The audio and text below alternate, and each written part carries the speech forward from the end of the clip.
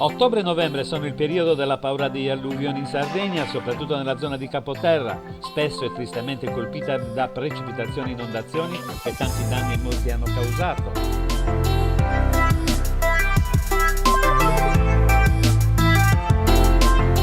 L'area vasta di Cagliari sicuramente è quella maggiormente esposta a queste calamità naturali, come dimostra il recente passato compreso l'abitato di Pirri, le cui strade diventano spesso un fiume in piena. Forti perturbazioni con intense precipitazioni si abbattono spesso anche nei tre comuni del Sarrabus, Muravera, San Vito e Villapuzzi. Rimane impresso nella memoria di tutti i sardi il 18 novembre del 2013, quando il nord dell'isola fu travolto dal ciclone Cleopatra.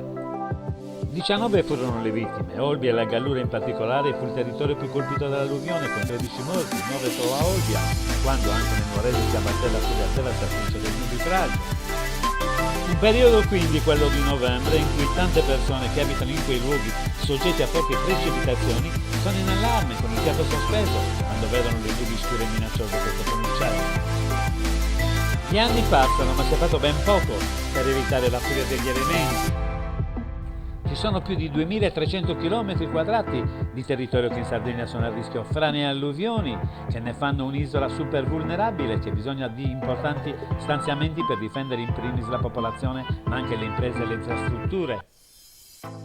La paura per persone disperse, case evacuate perché pericolanti, torrenti tracimati, strade interrotte, interi quartieri isolati e il pesante bilancio che spesso le grandi precipitazioni causano. Insomma, il colmo è che sovente dopo un'emergenza per siccità, spesso arriva quella per le alluvioni.